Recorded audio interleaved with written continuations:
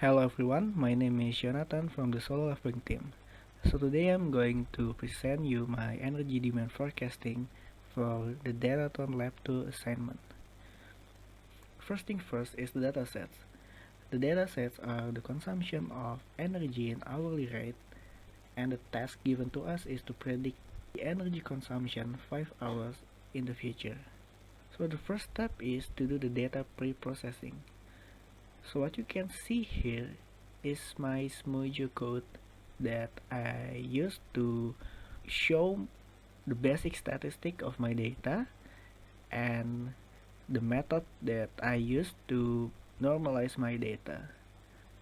To normalize my data, the formula that I used is the data minus the mean divided by standard deviation.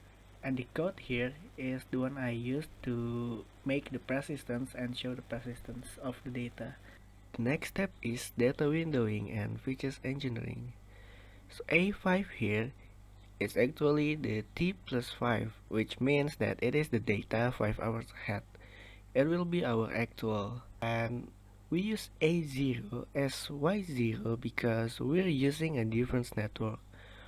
But we're using it because using a difference network will give us a much better result than without using a difference network. And for the features, totaling 24 inputs. And I suspect that using a day worth of data for the features can bring better prediction for the model. And the next step is the configuration. So I used a list for the neural network size, dropout, and solver type because I want to find the best configuration first.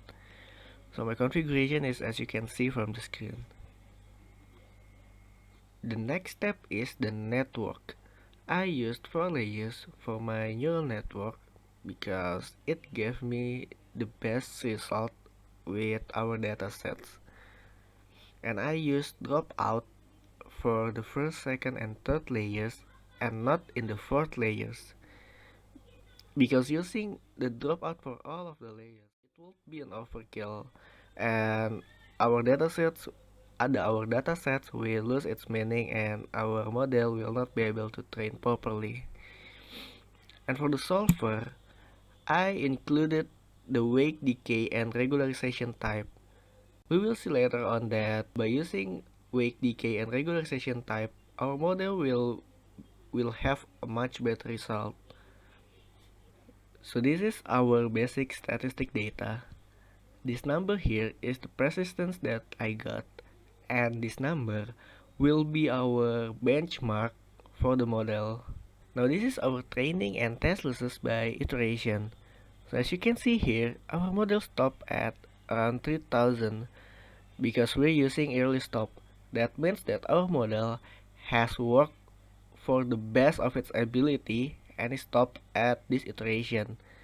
So what we will do is we will use the best configuration and we will try to calculate it with repeats to make sure that this result is optimal and actually consistent.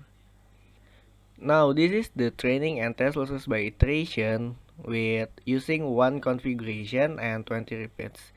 As you can see here by the graph, we can see that our model is actually able to learn new things, and that means that our predictive model is able to predict for the novel data. And as we can see, the test loss result is actually quite consistent.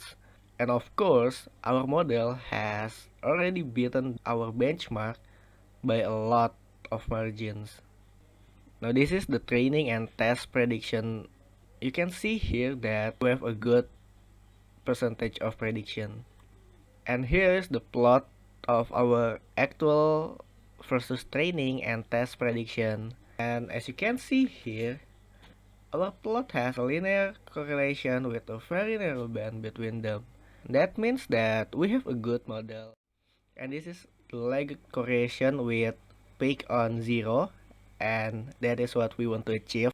And this shows that our model has a good predictive percentage and we are on the right mark on this one. So that's all for my presentation and explanation. Thank you for your attention.